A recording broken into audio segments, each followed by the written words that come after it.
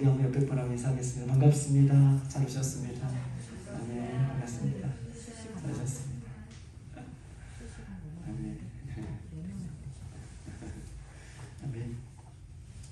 오늘은 이제 누가복음 15장 이제 둘째 아들에 대한 부분의 결론 부분을 지금 함께 보기를 원합니다.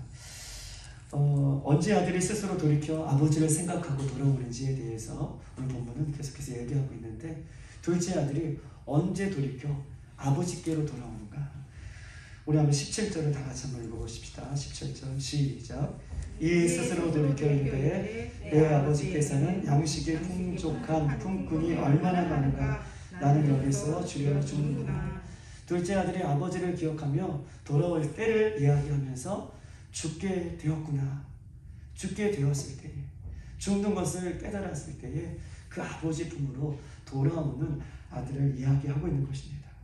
아들이 스스로 돌이켜 아버지를 생각할 때에 나는 죽게 되었다. 비로소 그때에 아버지를 생각하고 아버지께 간다, 아버지께 돌아서는 이 아들을, 둘째 아들을 지금 본문은 우리에게 이야기하고 있습니다. 육의 세력이 힘을 잃고 공고하고 깨어졌을 때에, 육의 세력이 힘을 잃고 깨어졌을 때에 그때 비로소 영적인 아버지를 향해 돌아서는 것이 우리가 가지고 있는 우리의 삶의 모습이다라고 이야기할 수 있습니다.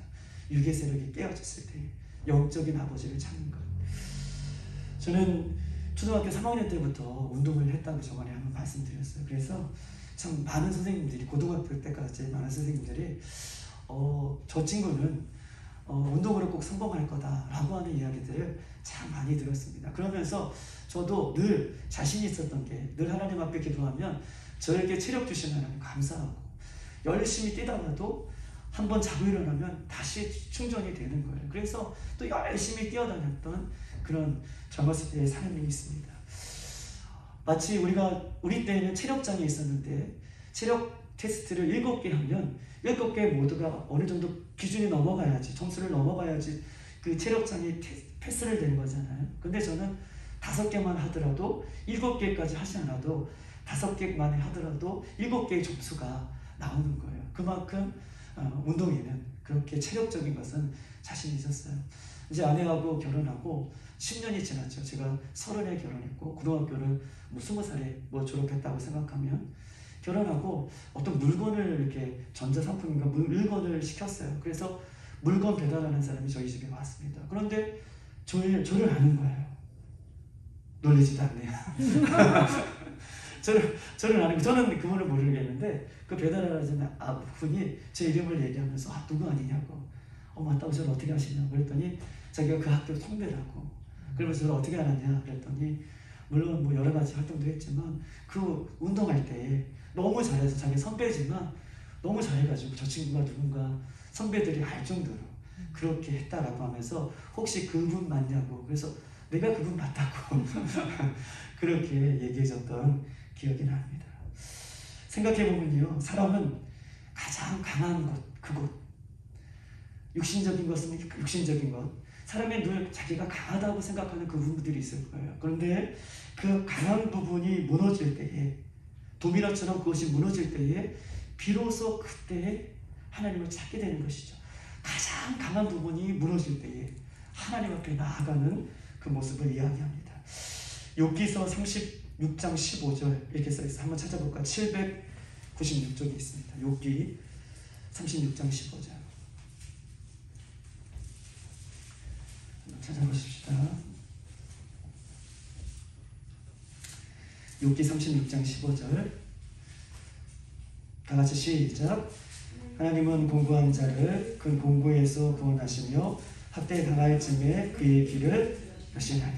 아멘. 하나님은 공고한 자를 그 공고에서 구원하시며 또 학대당할 즈음에 그의 길을 여신다고 얘기해요. 공고할 즈음에 그 공고에서 건져주시고, 너희들이 학대당하는 것처럼 가장 어려운 순간에 그 영적인 귀를 열어주셔서 비로소 그때 하나님의 음성을 듣게 되는 것이다 라고, 이 학대당하고 어렵고 공고한 시기를 하나님께서는 이야기하고 있는 것입니다. 어려울 때에 거기서 건져주실 뿐만 아니라 우리의 길을 열어주신다 라고 말씀하고 계십니다. 영적으로 쓰임받는 일꾼들을 한번 보십시다. 영적으로 쓰임받는 일꾼들은 어려운 것만큼 하나님께서 그 어려움의 그릇만큼 하나님께서 그를 사용하시는 것을 성경 말을 통해서 우리가 알 수 있어요. 어려움을 당하는 것만큼, 공고함을 당하는 것만큼 영적인 지도자들은 그 크기만큼, 그 넓이만큼 하나님께서 그들을 사용하십니다. 학생들이 시험을 앞두고 있을 때 늘 긴장하죠. 수능 시험을 앞두고 있으면 아마 더 긴장할 거예요. 학생들이 시험을 긴장하고 있을 때에는 시험을 앞두고 있을 때에는 늘 긴장하여서 늘 눈이 초롱초롱합니다. 그리고 정신이 깨어있는 것이죠. 그런데 시험이 끝나면 허전한 마음을 달랠 길이 없어서 어떻게 해요? 무슨 방에도 가고 무슨 방에도 가고 무슨 방에도 찾아가서 자기의 그 모습을 달래는 경우가 참 많아요. 시험이라는 고난이, 시험이라는 어려움이 있을 때 학생들은 생기가 나고 그 시험을 대비하면서 자기가 최선을 다하여 살아가지만 시험이라는 것을 통과하고 나면 그 허전한 마음 때문에 세상을 향해 나가는 그런 모습을 읽는 것처럼 오늘 본문에 아들이 언제 아버지께 돌아옵니까? 자기가 그 이방 땅에서 죽게 되었을 때, 자기의 육적인 세력이 모두 끊어졌을 때 비로소 이 영적인 아버지께 돌아오는 장면을 오늘 본문은 우리에게 이야기하고 있습니다. 한 가지만 더 예를 들어볼게요. 열대어를 운반할 때에 열대어를 죽이지 않고 끝까지 운반하는 길은 여러분 다 아시잖아요. 어떤 분이 비싼 열대어를 운반할 때에 열대어를 몇 시간, 하루 이틀 이렇게 운반하다 보면 그 도착지에서 열대어들이 모두가 죽는다고 하는 거예요. 이 비싼 열대어가 그 도착지에서 열대어를 끊으려고 하면 거의 다 죽었다는 거예요. 그래서 이 생물을 연구하는 박사님께 어떻게 열대어를 잘 죽이지 않고 끝까지 목적지에 잘 안전하게 우리가 배달할 수 있는 방법이 없습니까? 라고 생물학자 박사님한테 얘기했더니 그 박사님께서 뭐라고 하시냐면 거기에 문어 한 마리 집어넣어 이렇게 얘기했대요. 아 박사님, 문어를 집어넣으면 문어가 열대어를 다 잡아먹지 않습니까? 라고 얘기했더니 그런 말고 그러고 지나갔다는 거예요. 믿져야 번전이라는 생각으로 그 수족관에다가 열대어에 있는 수족관에다가 그 큰 문어를 집어넣었다는 거예요. 그리고 몇 시간, 하루 이틀 지나서 도착지에 도착해 봤더니 문을 열었더니 어떤 현상이 일어났을까요? 맞아요. 예상한 대로 그대로예요. 열대어들이 잡아먹히지 않느냐고 쌩쌩쌩 돌아다닌다는 거예요. 쌩쌩쌩 돌아다닐 뿐만 아니라 열대어들이 화려처럼 언제 이렇게 생명력이 넘치는지 깜짝 놀라는 것이죠. 때로는 어려움이라는 것들이 있음으로 말미암아 어떻게 해요? 다시 살아나는 역사가 있는 것이 우리의 성도들에게 있어서는 영적인 원리임을 성경은 오늘 본문을 통해서 우리에게 계속해서 말씀해 주고 있는 것입니다.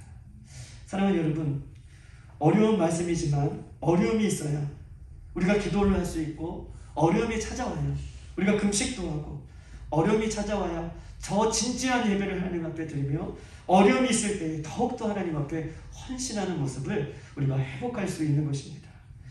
신앙의 원리는 철저하게 어려움 속에 우리가 회복되는 것이고 신앙의 원리는 예수님께서 지셨던 그 십자가를 나도 짊어지고 따라갈 때에 살아나는 역사가 있는 것이 성경의 원리이며 십자가의 원리를 성경은 우리에게 이야기하고 있습니다. 그러므로 우리에게 어려움이 올 때마다 피해간다면 우리가 어려움이 올 때마다 이 어려움은 이렇게 해서 피해가고 이 어려움은 이렇게 해서 피해간다면 우리의 신앙에 성숙이 없는 거예요. 하나님께서 주시려고자 하는 그 은혜를 발로 차버리는 것 같은 그런 모습을 갖고 있음을 이야기하고 있는 것입니다.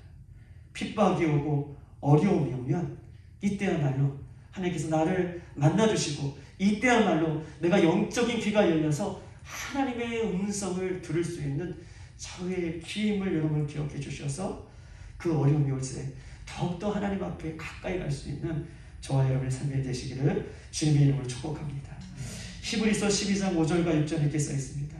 내 아들아, 주의 징계하심을 경히 여기지 말며 그에게 꾸지람을 받을 때에 낙심하지 말라. 내 아들아, 주의 징계하심을 경히 여기지 말며 그에게 꾸지람을 받을 때에 낙심하지 말라.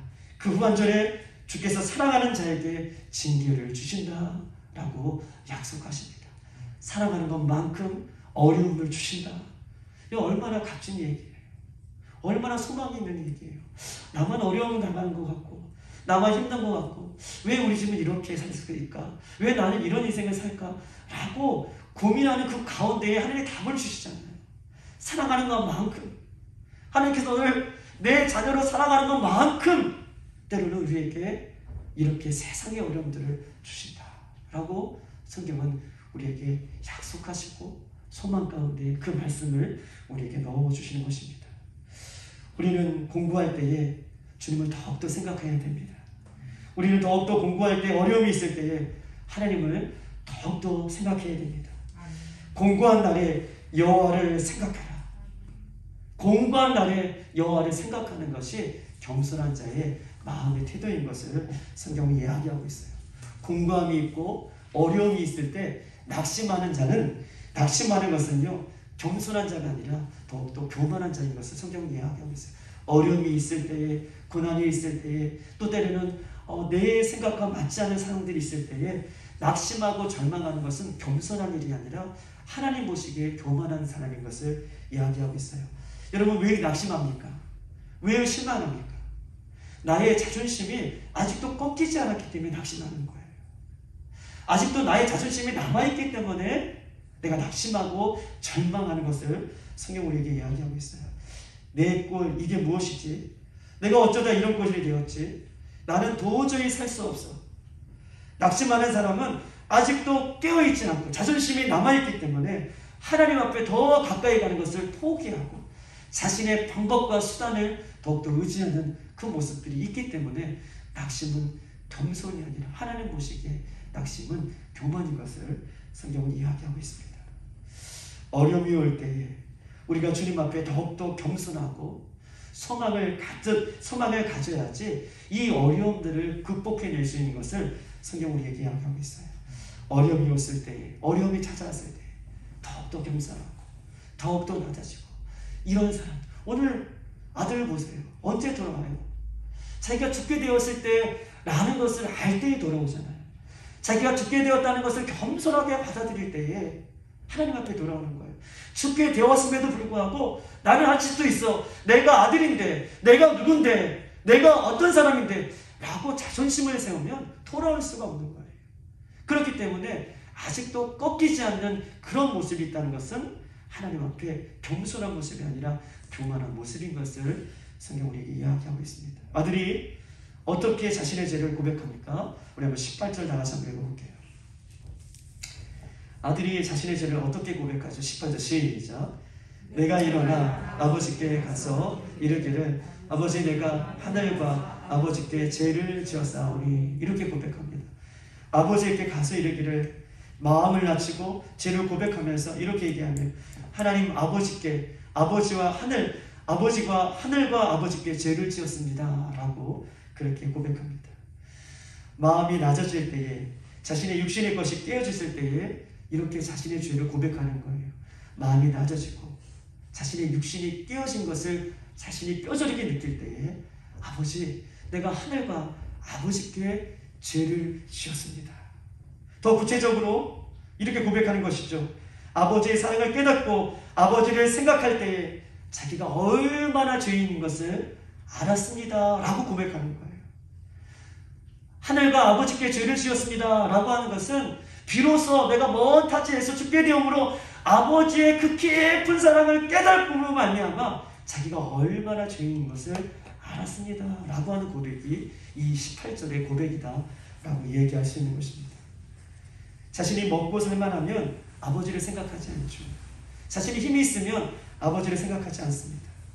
그러나 어려울 때에 아버지 집에는 먹을 것이 많은데, 자기가 어려울 때에, 자기 육신이 깨질 때에 아버지를 생각하면서 아버지에게 가면은 얼마나 더 풍성한 것이 있을까 라고 아버지를 생각하는 것, 이것이 아버지의 사랑을 기입해야 하는 것, 이것이 자기의 죄를 깨닫는 순간이다. 하늘과 아버지께 죄를 지어 싸운 이 고백은 아버지의 깊은 사랑을 더욱더 이 둘째 아들이 알고 깨닫고 고백하는 사랑의 고백인 것을 성경 우리에게 이야기하고 있어요. 그럼 둘째 아들은요, 둘째 아들의 죄를 무엇이라고 고백하면 계속해서 말씀하시기를 하늘과 아버지께 죄를 지었습니다 라고 둘째 아들이 고백합니다. 뭐가 죄라고 얘기해요? 아버지의 뜻을 어기고 아버지를 떠난 것이 죄라고 고백하는 것이에요. 다시 한번 얘기합니다. 하늘과 아버지께 죄를 지었습니다 라고 하는 고백은, 두 번째로는 아버지를 떠난 것이 죄인 것을 자기가 스스로 고백하는 거예요. 죄는 아버지를 떠난 것이 죄인 것을 성경은 이야기하고 있습니다. 신학적인 용어로 이 죄는 이것이에요. 신학적인 용어로 아버지와 아들과 관계가 옳은 것을 뭐라고 얘기해요? 의라고 얘기해요. 아버지와 아들과 관계가 좋은 것, 회복된 상태를 의라고 얘기하고, 또 아버지와 아들과 그 관계가 깨어진 것을 불의라고 얘기해요. 즉 성경은요, 아버지를 떠난 상태, 불의, 그것을 죄라고 얘기하고 있습니다. 아버지를 떠나간 이 아들을 죄인이라고 얘기하고 있고 죄라고 얘기하고 있어요. 우리 마태복음 6장 33절, 너희는 먼저 그의 나라와 그 의를 구하라. 너희는 먼저 그의 나라와 그 의를 구하라는 것은요, 이방인들이 하나님 이것도 없고 저것도 없습니다, 공중에 나는 새도, 이 모든 것들이 없습니다, 이 먼저 구하기 전에 하나님과의 관계를 회복할 것을 얘기하고 있어요. 그것을 의라라고 얘기하면서 먼저 그의 나라와 그 하나님과의 깨진 관계를 회복하라. 그리하면 이 모든 것들을 너희들이 구하지 않아도 하나님께서 주시겠다라고 그렇게 이야기하는 것이 마태복음 6장 33절의 말씀인 것이에요. 아들 죄는 무엇입니까? 아버지의 관계를 깨진 것, 아버지를 떠난 것, 이것이 죄라고 얘기하면서 하늘과 아버지께 죄를 지었습니다 라고 그가 그렇게 고백하는 것입니다. 죄를 깨닫고 난 이후에 아들의 마음 자세는 어떻습니까? 우리 한번 19절을 한번 읽어볼게요. 아들의 마음 자세에 대해서 이야기하는데 19절 시작.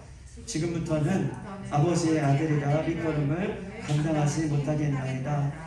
나를 품꾼의 하나로 보소서 하니라. 아멘. 지금부터는 아버지의 아들이라 일컬음을 내가 감당하지 못하겠나이다. 나를 품꾼의 하나로 보소서. 진정한 회개를 한 사람의 고백이 이런 고백인 것이죠. 자기가 무가치하다고 주장하는 거예요. 자기의 주장이 아무것도 없어요. 자기는 아들이었지 않습니까? 아버지의 아들. 그런데 아버지께 진정으로 회개하고 돌아갈 때에는 자기 주장을 하지 않아요. 나는 무가치한 존재입니다. 어떤 사람은요, 자기 죄를 회개하고 고백하지만 자기 주장을 하는 사람이 있어요.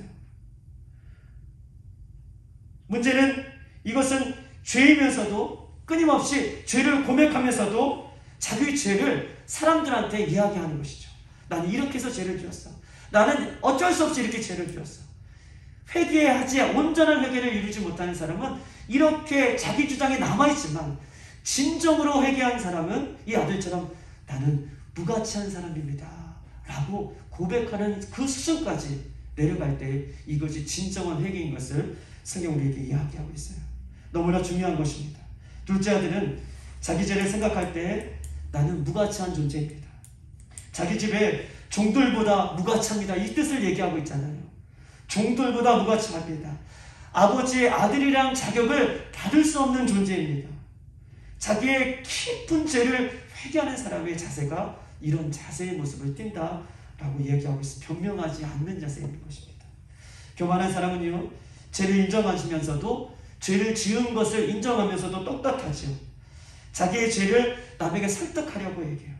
내가 이렇게 죄를 지을 수밖에 없었던 것을 남에게 자꾸 이야기하는 사람, 이것은 자기 주장이 아직도 남아있고 회개가 온전히 이루어지지 못했던 사람을 성경이 이야기하고 있습니다. 아들은요, 죄를 깨닫고 난 이후에 자기 주장하지 하지 않고 품꾼의 하나처럼, 하나님께서, 아버지께서 품꾼의 한 사람처럼 종처럼 여겨주셔도 감사하고 여겨주시지 않으셔도 감사하고 이런 자세로 아버지 앞에 고백하며 나아가는 그 아들의 진정한 회개를 하나님께서 이야기하시고, 우리 하나님도 이런 회개를 가장 기뻐하시는 하나님인 것을 성경은 이야기하고 있어요. 자신을 인정한 그 아들, 자신의 죄를 인정한 아들은 어떻게 합니까? 20절을 다 같이 한번 보십시다. 20절 다 같이 한번 읽어볼까요? 시작. 이에 일어나서 아버지께 돌아가니라. 아직도 거리가 먼데 아버지가 그를 보고 치근히 여겨 달려가 목을 안고 입을 맞추니 아멘. 이에 일어나서 아버지께 돌아가니라. 이렇게 진정으로 회개한 아들은 어떤 행동을 하냐면 자기의 모습을 인정하고 즉시 아버지 앞에 돌아가는 거예요. 진정한 회개를 이룬 사람은, 진정한 회개를 고백한 사람은 즉시 아버지 앞에 돌아가요. 다시 세상에 기웃기웃거리는 것이 아니라 진정한 회개는 아버지 앞에 즉시 돌아가는 모습으로 나오는 것을 이야기하면서 이제 완전히 죄에서 돌이켜 새로운 삶을 살기로 결단하는 단계까지 나아가는 것을 20절에 우리에게 이야기하고 있습니다. 이것이 진정한 회개하는 사람의 태도인 것을 성경이 이야기하고 있어요. 진정한 회개는 자기의 죄를 깨달은 순간 새로운 삶을 즉시 시작하는 단계까지 나아가는 것이다. 여러분, 다윗은요 하나님 앞에 죄를 정했어요. 죄를 지었습니다. 그러고 나서 시편 51편 4절에 이렇게 이야기하고 있어요. 시편 51편 4절, 내가 여호와께만 범죄하였다. 시편 51편 4절에는 그가 고백하기를 내가 여호와께만 고백하였습니다. 여호와께만 죄를 지었습니다 라고 고백을 합니다.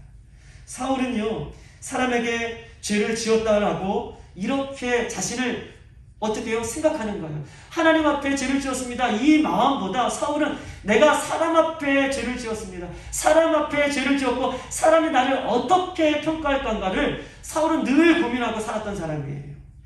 사울은요 하나님 앞에 죄 지은 것을 회개하기보다 사람 앞에 인기가 떨어지고 사람 앞에 수치를 당하고 사람이 나를 어떻게 평가할 건가가 더 중요했던 사람이에요.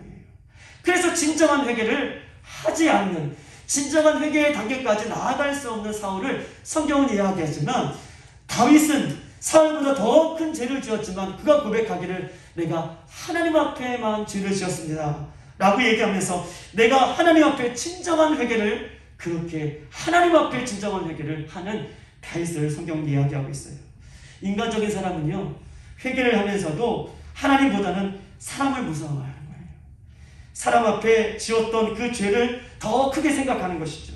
그래서 인간적인 모습으로 내가 사람 앞에 어떻게 이 모습을 가지고 설 수 있을까?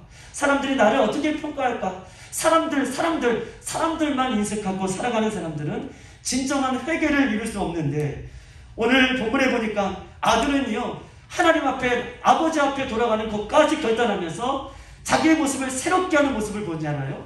하나님 앞에 회개하는 사람은, 하나님 앞에 진정으로 회개하는 사람은 자기의 삶의 모든 것들을 내려놓고 새로운 소망을 향해 나아가는 힘을 하나님께서 주시기 때문에 회개에 합당한 열매를 거두는 그 단계까지 나아갈 수 있는 것이죠. 사람을 인식하는 사람, 회개함으로 사람을 무서워하는 사람, 환경을 탓하는 사람, 여전히 사람의 눈치를 보는 사람은 회개의 단계까지 갈 수 없지만 하나님을 기억하고 하나님 앞에 내가 죄를 지었다라고 고백하는 사람은 그 아버지께로 돌아갈 수 있는 결단과 용기와 믿음을 하나님께서 그에게 베풀어 주시는 것입니다. 아버지가 날 어떻게 생각할까? 종들이 날 어떻게 생각할까? 이것이 중요하지 않아요.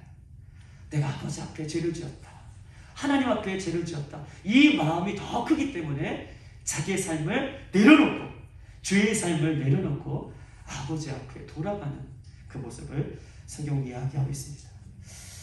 저는 아직도 회개하면 하나님의 사랑이 이해되지 않을 때가 너무 많아요. 죄를 지으면 우리는 낙심하게 되고 절망하게 되고 그러잖아요. 내가 목사인데 내가 이렇게 죄를 지었구나, 낙심하고 절망하게 되는데, 그런데 회개할 때에, 아버지의 사랑을 기억하고 아버지 앞에 돌아갈 때에 회개하는 그 자리에 어느덧 내 안에 소망이 생기는 거예요. 기쁨이 생기는 거예요. 할렐루야. 여러분, 이것을 이해할 수 있겠습니까? 내가 집사인데, 내가 권사인데, 내가 장로인데, 내가 목사인데 내가 이렇게 살 수 있는가? 그러나 아버지의 사랑을 깨닫고 내가 내 삶의 부분을 내려놓고 돌아가기만 하면 그때에 새 소망이, 기쁨이, 은혜가 내 가운데 넘치는 것을 우리가 이 얘기를 하고 있는 것입니다. 이해할 수 없는 사랑을 하나님께서 우리에게 베풀어 주시죠. 지금 둘째 아들의 마음이 그런 것이죠. 자기 자신은 아버지께 죄를 지었고 지금 되지보다 못한 인생을 살지만 아버지께로 돌아가고 결단할 때에 그의 모습 가운데 기쁨이 있고 새 소망이 있고 감사에 넘치는 모습으로 그렇게 회복되는 것이 진정한 회개를 한 사람의 모습인 것을 성경 우리에게 이야기하고 있어요. 사랑하는 여러분, 우리가 날마다 회개할 때 회개함으로 우리의 자신이, 우리의 심령이 무거움으로 다가올 수도 있지만, 그러나 회개하는 자들은 이 무거움 속에서도 하나님께서 기쁨을 주시고 소망을 주시고 은혜를 주신다는 것을 기억하고 날마다 회개의 기쁨을 여러분 회복할 수 있는 저와 여러분의 삶이 되기를 주님의 이름으로 축복합니다. 어떻게 회개합니까? 구체적으로 계속해서 말씀하시지만 우리의 우선 죄를 깨닫고 자기 죄에 대해서 애통하는 마음을 갖고 아버지 앞에 나아가는 것이죠. 내가 지금까지 이 죄를 깨달으면 아버지의 사랑을 더욱더 깊이 느껴지는 그 애통하는 단계까지 나아가는 것입니다. 두 번째로는요, 자신의 교만한 마음을 꺾고 자신의 무가치함을 느끼는 것이죠. 나는 아무런 가치가 없는 존재인 것입니다 라고 단계까지 나가는 것입니다. 그리고 나서 오늘 아들이 20절에 이야기했던 것처럼 삶의 방향을 바꾸는 거예요. 삶의 방향을, 이 이방 땅에 있던 삶을 아버지에게로 향하는 그 삶으로 바꾸는 것입니다. 돌아서는 것까지 지금 이야기하고 있는 것이죠. 즉 다시 말해서 회개에 합당한 열매를 맺는 것까지 가는 것이 진정한 회개인 것을 성경은 이야기하고 있습니다. 자기의 라이프 스타일을 바꾸는 것까지예요. 나 하나님 잘못했습니다. 하나님 그렇게 살지 않겠습니다. 돌아서서 똑같이 그 일들을 반복하는 것이 아니라, 개가 그 토한 것을 다시 주워 먹는 것이 아니라, 자기의 라이프 스타일을 바뀌고 자신의 삶의 열매, 회개의 열매를 맺는 것까지 회개인 것을 성경이 얘기하고 있지, 회개의 열매를 맺기 전까지는 회개가 아닌 거예요. 할렐루야. 무슨 말인지 아시죠? 이 아들이 20절에 자기의 삶을 내려놓고 아버지 앞에 결단하며 나갔던 것처럼 회개는 거기까지가 회개인 것을 성경 우리에게 이야기하고 있습니다. 누가복음 3장의 세례 요한은 이렇게 이야기하시죠. 너희들은 속으로 아브라함이 너희 조상이라 하지 말고 회개에 합당한 뭐를 맺으라? 아멘. 열매를 맺으라. 너가 아브라함의 조상이라고 말만 하지 말고 아브라함의 조상이라고 믿으면 회개에 합당한 열매를 맺으라 라고 세례 요한은 이렇게 고백한 것입니다. 회개는 어디까지가 회개입니까? 죄를 깨닫는 것도 중요하고 내가 무가치하다는 것을 알고 고백하는 것도 중요하지만 돌아서서 회개의 열매를 맺는 단계까지 가는 것이 회개를 진정을 하는 것을 우리에게 이야기하고 있어요. 우리 한번 20절을 다시 한번 읽어볼게요. 20절 시작. 이에 일어나서 아버지께로 돌아가니라. 아직도 거리가 먼데 아버지가 그를 보고 측은히 여겨 달려가 몸을 안고 입을 맞추니. 아멘. 아버지는 오늘 본문에 보니까 하루도 쉬지 않고 이 집 나간 아들을 기다리고 있었습니다. 아들이 집이 나간 이후부터 아버지는 집 나간 아들이라고 생각하지 않고 그 아들이, 내 아들이 돌아오기를 날마다 지금 문 밖에서 기다리고 계시는 아버지의 사랑을 이야기하고 있어요. 항상 내 아들이 돌아오기를 기다리는 아버지. 오늘 본문에 보니까 아들이 아버지를 먼저 안 것이 아니라 아버지가 아들을 먼저 안고 달려가서 거짓골이 된 그 아들에게 입을 맞추고 품에 안아주십니다. 아버지의 사랑을 이야기하고 있죠. 아버지는 돌아온 그 아들을 다시 자신의 아들로 맞아주시죠. 회개하면 회개할 때에 하나님께서 이렇게 우리들을 하나님의 아들로, 자녀로 여전히 맞아주시는 하나님의 모습을 성경 우리에게 이야기하고 있어요. 우리 하나님은요, 회개하는 사람이 진정으로 회개하고 돌아올 때에 버린 자식이 아니라, 잃어버린 자식이 아니라 하나님의 자식으로, 하나님의 아들로, 내 귀한 아들로 여전히 받아주시고 여전히 사랑해주시는 하나님을 우리는 이야기하고 있습니다. 이게 회개할 때에 갖는 태도예요.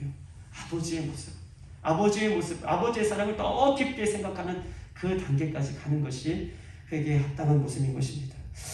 아버지께 돌아온 아들이 무엇을 합니까? 21절 한번 읽어볼게요. 21절 다같이 시작. 아들이 이르되 아버지, 내가 하늘과 아버지께 죄를 지었사오니 지금부터 아버지의 아들이라 일컬음을 감당하지 못하겠나이다. 아멘. 솔직하게 자기의 죄를 고백하여 아버지 앞에 도착하고 아버지를 만난 아들은 자기가 죄를 지었습니다, 아버지 용서해 주세요 라고 솔직하게 그렇게 아버지 앞에 자기의 죄를 이야기합니다. 그러면서 계속해서 말씀드리지만 아버지의 아들이라 일컬을 자격이 없습니다 라고 자신의 권리를, 아들의 권리를 포기해요. 아버지, 나는 이런 죄를 지었습니다 라고 자기의 권리를 포기합니다. 아버지께 회개하고 돌아온 아들은 아버지의 아들임에도 불구하고 아들의 권리를 포기하시고 아버지 집에 종들이 많은데 그 앞에서 이제 어떻게 해요? 자기가 죄를 지었습니다 라고 고백하면서 종들이 많은 그 앞에서도 자기의 아들의 권리를 포기하는 것입니다. 회개한 사람은 자기의 것을 주장하지 않는 자세의 모습을 계속해서 이야기하고 있어요. 그리고 22절, 23절 다 같이 한번 읽어보십시다.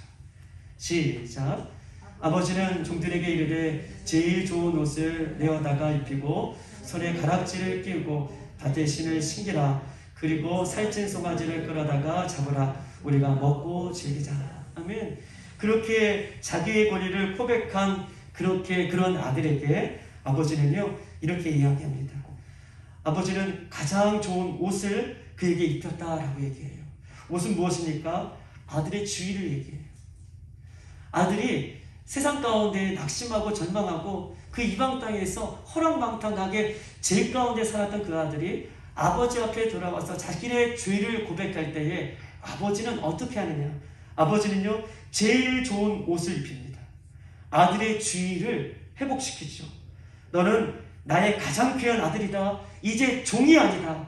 그 아들은 종보다 못한 인생을 아버지 앞에 달려와서 살기를 원했지만 아버지는 다시 그의 주의를, 아들의 주의를 회복시킵니다. 여러분, 손에 가락지를, 반지를 끼워줬다는 건 무슨 말입니까? 반지는 권위의 상징이에요. 아들의 권위를 아버지께서 회복시켜줬다라고 하는 것이죠. 이 집주인의 권리를, 그 집주인의 권리를 아들에게 다시 회복시켜 주십니다. 또한 아들에게 신을 신겨줬다라고 하는 것은요, 옛날 구약에는 신이 없어요. 신이라는 것은요, 자기의 신분, 이제 얼마든지 네가 마음껏 이방 땅에서 그 이방 땅에 이 돼지를 키우는 그 사람의 주인의 종이 되었던 그 아들이 이제 아버지 집에 와서 아버지 앞에 회복할 때에 아버지는 그에게 신을 시켰다라는 것은요, 너는 이제 더 종이 아니라 자유로운 몸이 됐다, 자유로운 신분이 되었다라고 신분을 회복시켜주는 것입니다. 저는 이래봐도 잘생겼잖아요. 그렇죠? 감사합니다. 제가 왜 얘기를 드냐면 저는 정말 어렸을 때 초등학교 들어가기 전까지 뭘 신었냐면 신발 얘기를 좀 하려고 해요. 고무신 신었어요. 하얀 고무신.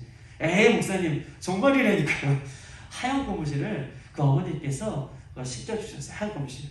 여러분, 하얀 고무신 신으신 분들이 있으실까는 모르겠지만 하얀 고무신을 신고 다니냐면 물 오는 날, 비 내리는 날, 물이 많은 날이 최고예요. 물을 발로 차도 아무 이상이 없고요. 특별히 고무신을 신어보신 분이 있으신데 이 발하고 고무신 사이에 이렇게 틈이 있잖아요.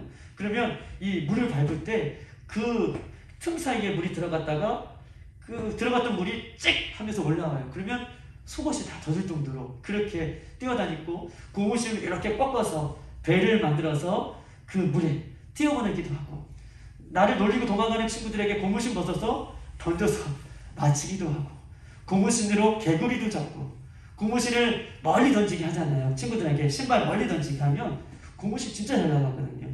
근데 잘 못 던지는 친구는 던지면 앞으로 가야 되는데 던지면 그 지붕 위로 올라가서 지붕에서 꺼냈던 적이 있어요. 고무신은 참 다양한 그런 역할을 했던 것이 고무신인데, 구약시대에는요, 옛날 노예시대에는 신발을 신지 다녔어요. 노예들은 신발을 신지 않았어요. 주인만, 잘 사람만, 그런 권위가 있는 사람들만 신발을 신고 다녔어요. 그런데 아들에게 신발을 신겨줬다는 것은요, 아들의 지위와 신분을 하나님께서, 그 아버지께서 회복시켜주시는 그 아버지의 사랑을 오늘 이야기하고 있는 것입니다. 그리고 살찐 송아지를 잡아 동네에 잔치를 베풀어요. 그 아들을 아버지는 또 축복해 주시는 그런 은혜를 베풀어요. 아버지의 유산을 가지고 어떻게 해요? 허랑방통하게 살았는데 살찐 송아지를 잡았다는 것은 아버지가 여전히 아들을 축복한다 라고 하는 그런 은혜를, 아버지의 사랑을 성경 우리에게 이야기하고 있습니다. 돌아온 아들을 맞이한 아버지의 기쁨이 어떻습니까? 24절 한번 읽어볼까요? 아버지는 어떤 기쁨으로 이 아들을 이렇게 맞이한 것인가? 24절 시작. 이 내 아들은 죽었다가 다시 살아났으며 내가 잃었다가 다시 얻었노라니 그들이 즐거워하였더라. 아버지는요, 돌아온 아들을 향해서 이는 죽었다가 살아난 사람이다. 아들이다. 잃었다가 다시 찾은 아들이다. 라고 하는 기쁨으로 그 아들을 맞이하고 있습니다. 하나님을 떠난 사람은 모두 잃어버린 사람이죠. 코로나 시대에 얼마나 많은 사람들이 교회를 떠나고 신앙을 떠난지 몰라요. 그 모든 사람은 하나님 보시기에 잃어버린 사람이에요. 그런데 그 잃어버린 사람이 회개하고 돌아올 때에 하나님께서는 이 아버지처럼 내가 죽었다가 살아나 돌아왔구나, 잃었다가 다시 찾았구나, 이런 기쁨으로 여전히 그 은혜를 주시고 여전히 축복하시고 여전히 그 아들의 모든 것들을 회복해 주시는 우리 하나님의 기쁨을 오늘 성경은 우리에게 이야기하고 있습니다. 오늘 아들은 아들에 대해서 구체적으로 나와 있지 않지만 아들은 아버지에 대해서 이런 마음을 가졌던 것 같아요. 아들은 아버지에 대해서 좀 오해를 좀 하고 있었던 거예요. 어떤 오해를 하고 있냐면 아버지는 무서운 사람이다. 아버지는 내가 잘하면 칭찬해 주지만 아버지는 내가 못하면 늘 얼마나 나를 체벌해 주시고 나를 혼내 주시고 아버지는 그렇게 무서운 분이신 것을 이 아들은 오해했던 것이에요. 왜냐하면 그렇게 오해했기 때문에 아버지를 멀리 떠나 아버지와 살지 않으려고 이방 땅으로 간 그 아들의 모습을 이야기하고 있죠. 아버지는 늘 끊임없이 아들을 사랑함에도 불구하고 아들은 아버지에 대한 오해를 하고 있었습니다.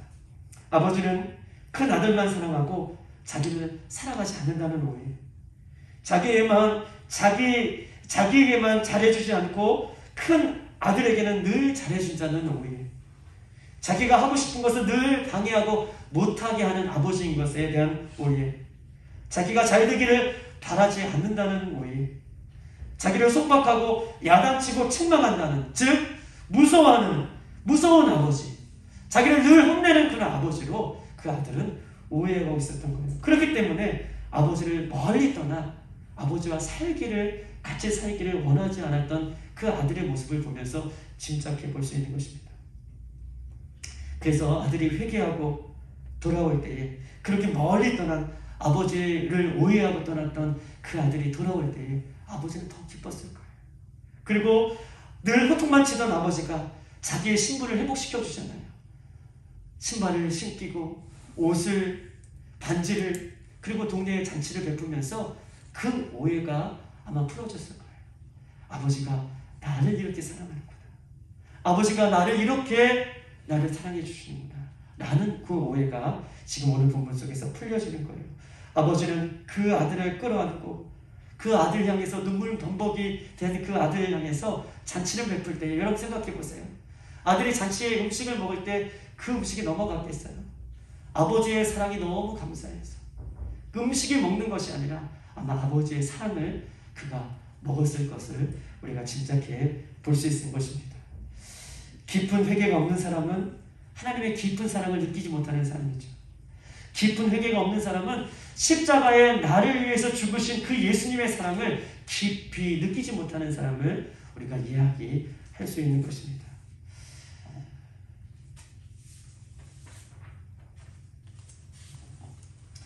하나님의 사랑은 십자가를 위해서 나를 위해 피 흘려주신 예수님을 생각할 때마다 내 안에 예수님의 사랑이 회복되는 사람을 성경은 이야기하고 있어요.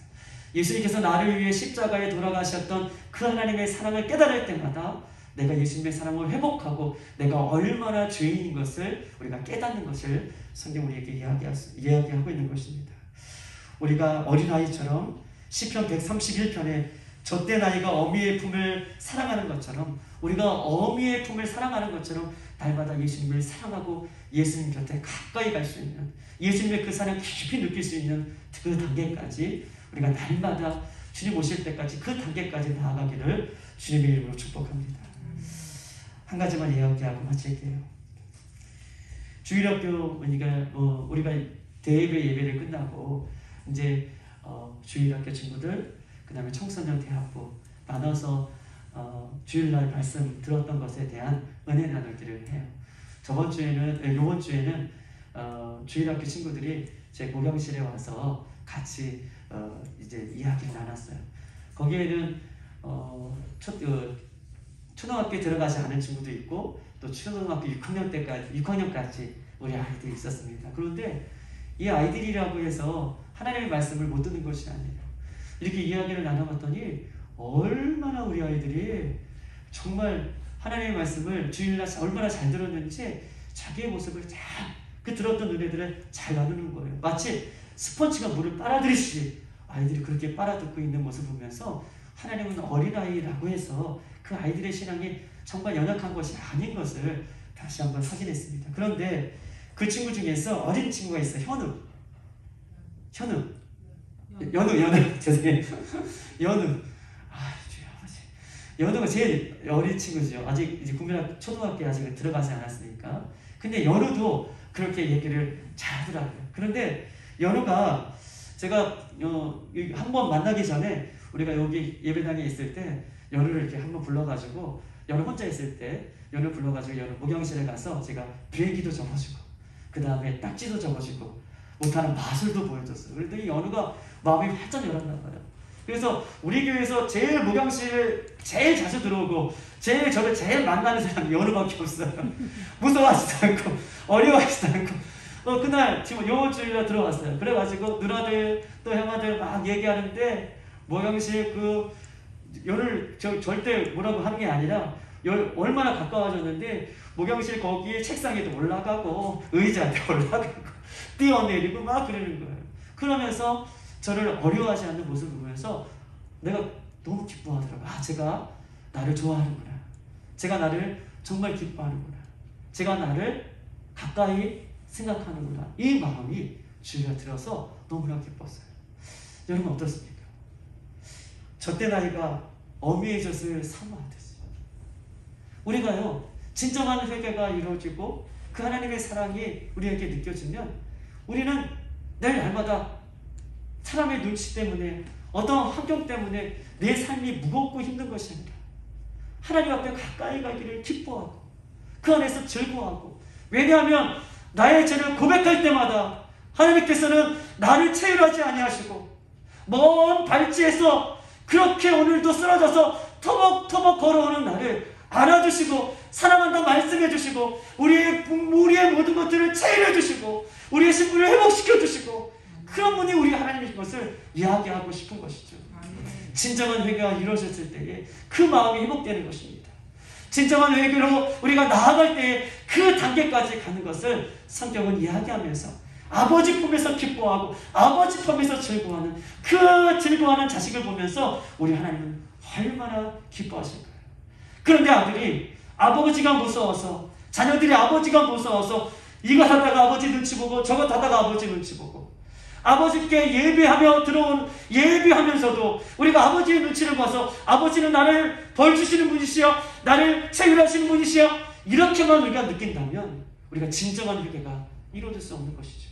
진정한 회개는 그 하나님의 사랑 그 예수님이 나를 향한 그 사랑을 경험할 때에 우리가 알 때에 나의 삶의 자리를 털고 아버지께로 가서 그 아버지의 사랑 안에 자유함을 누리는 것 그래서 아버지가 원하시는 삶을 살아드리는 것 이것이 진정한 회개인 것을 성경은 우리에게 이야기하고 있습니다. 사랑하는 여러분 우리도 하나님 안에 이렇게 행복하고 자유하며 감사하며 하나님의 눈치를 보는 것이 아니라 하나님의 기쁨을 위해서 살아갈 수 있는 저와 여러분이 되시기를 주님의 이름으로 축복합니다. 이 시간 한번 우리 세 가지를 놓고 한번 기도하겠습니다.